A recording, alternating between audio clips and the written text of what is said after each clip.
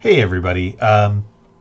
So this is a combination of parts 2 and 3 of me drawing this pinup of some of my characters from a new book that I'm working on called The Just. These are three generations of superheroes: the detective, the junior detective, and kid detective. And so the first part of the video, I showed penciling. I inked in all the figures, and and now what I'm doing here is I am inking in a lot of the background details. So this first part, I was going to do it as its own piece of the video, but realistically, what you're seeing here is pretty much the video of this section is just a lot of straight lines, and that's part of what you have to do when you are drawing backgrounds, especially things, modern cities, buildings, stuff like that. It is a lot of straight line backgrounds. So I did just want to point out a couple of things again for any younger artists or folks starting out drawing that may be looking for hints and tips.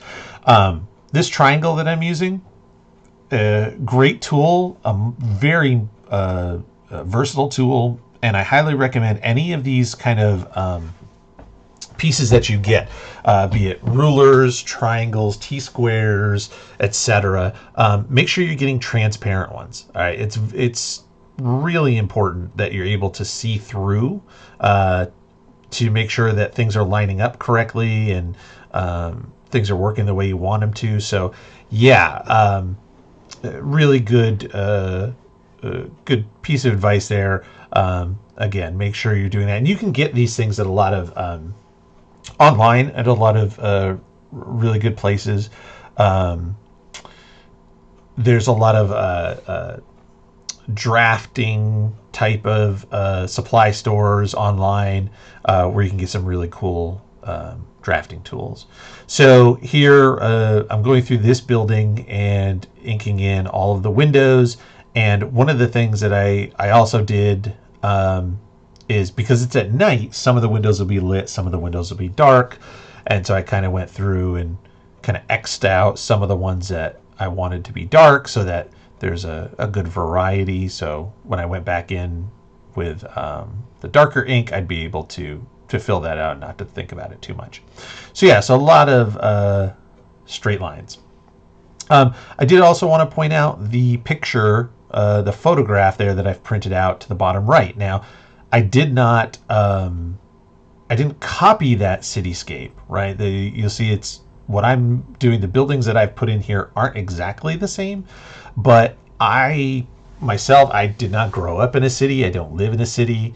So the cityscape is not something that comes naturally to me. I'm not familiar with it from just my a lot of experience. So I just printed out this reference of a good rooftop cityscape just to kind of give myself something to look to inspire me, to give me some ideas of, a nighttime shot at, how many windows are lit up compared to how many windows are dark, and how many buildings have, small individual windows versus large banks of windows, or however you want to call it. So again, it's a way, just an example here where you can use reference for things without actually drawing it directly or exactly. There's nothing wrong with kind of having a reference nearby just for inspiration, and that's what I've done here. So I did want to point that out and show that to everybody. So the pen I'm using is a Micron 01, the same thing I use for pretty much all of my basic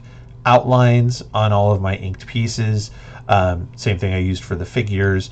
In the next part of the video that's coming up, as we start to get into darker ink lines and filling in the black areas and stuff like that, you will see different pens being used.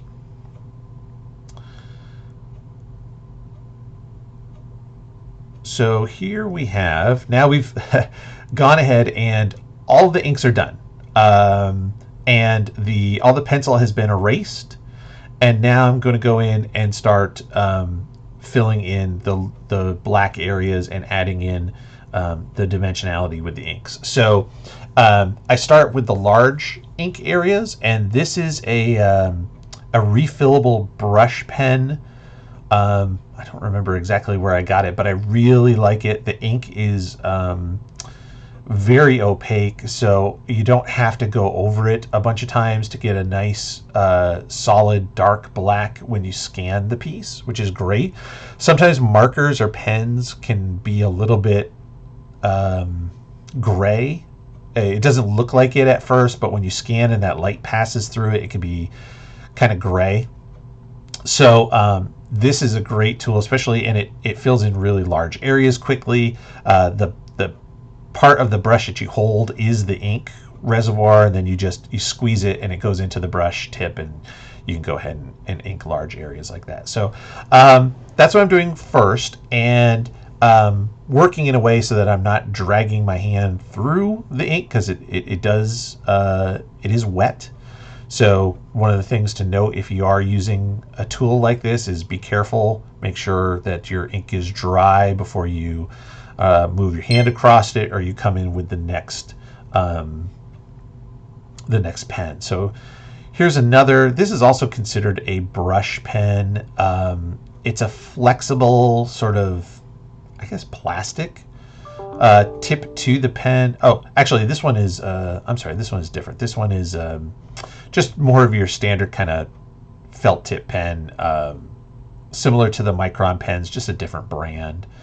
But I do use a lot of different tools throughout the piece. So pens of different size, like this, to kind of just fill in those areas. Different nibs or tips on the pens to get different width of the lines, etc. So again, just sort of here filling in now some smaller black areas, and building up, kind of one piece at a time. So working on the foreground as it overlaps, and then working kind of my way into the back.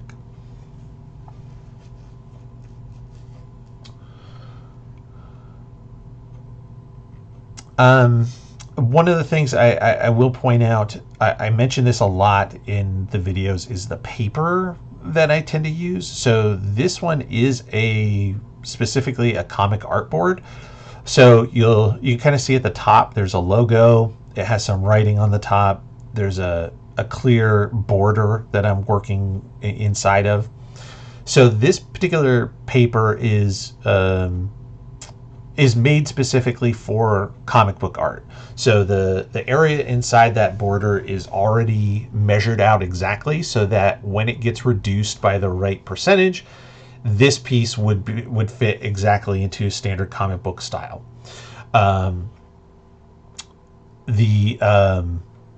It gives you stuff on top, area on top to put like the title of the book, the issue number, the page number, to help you organize that kind of stuff as well.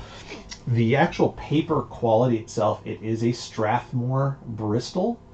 It is a 400, which has to do with the weight. So it is a thicker Bristol board, which I like. It holds up a little better, especially if you have to erase a lot, or you work particularly, hard, or it could take some wet media. It could take light watercolor work or ink wash work without bleeding all the way through the paper.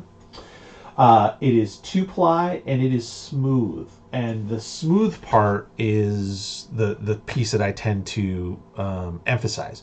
So again, Bristol, if you're not familiar with the paper, Bristol board is the standard comic book paper that folks use. And it comes in 3 different types. It comes in vellum, which is kind of a rough type. It comes in smooth, and it comes in plate. So vellum has a texture to it. If you run your fingers over the paper, you can feel it. Not fibers per se, but definitely a texture to the paper. Great for penciling, if you're going to do pencil, chalk, pastel, anything that kind of embeds itself in the paper, and you want some of that texture to come through. Great. Smooth is what I prefer. It allows the pens to glide over the paper without catching on the tip, whether that's a small micron pen like the one I'm using here, or even a brush pen. So it's going to give you a nice smooth flow, easy for your pen or pencil to drag across without leaving a lot of texture. Now plate is even harder, and I think it has almost like a layer. I think it's almost of clay on the top or something to that effect, where it's very, very hard. And as you draw across it, especially with something like a pencil, and if you're like me, I tend to have, I've referenced this before, a heavy hand. I tend to draw fairly hard, push down as I'm working. It will actually make dents in the paper if you're using a plate paper, because the paper is hard, the pencil's hard, and you can leave, you know, divots in the paper, for lack of a better term. So I don't like that. I find that to be too hard. Also, and then ink on top will smear. It takes longer for the ink to dry into the paper, right? There's no fibers pulling it in, so ink will smear more easily. To me, smooth Bristol is the perfect medium for the way that I work. But I do recommend it, again, if you're a new artist or you're trying to figure this out and you're not sure what works best for you yet, get some of all three types and try it out. You won't know until you experience it. Maybe you have a very light hand. Maybe your work, maybe you want to do more mixed media and you want to add more pencil shading or something like that on top of what you're doing. It's not a traditional straight black and white inked piece. If that's the case, then a vellum might work great for you. So anyway, that's the paper talk, and I hope that's helpful. Again, here, this one I believe is that is a type of a brush pen. Again, just kind of filling in those smaller areas and adding a little bit of that rendering as well as I go. So darkening up the shadows, adding in the hatching that blends the shadows between the light and the dark, right? So it's not straight black, it's not pure white, it's something in the middle, and you do that by adding minute black lines in a pattern, and that, because it's partially covering the white, that reads as gray. And that's an old, actually, comic trick that was a functionality of the printing process. Back in the old days, printers could only print, black or white. All the line work for comics had to be specifically black or white. You couldn't scan in gray tones and print to gray tones.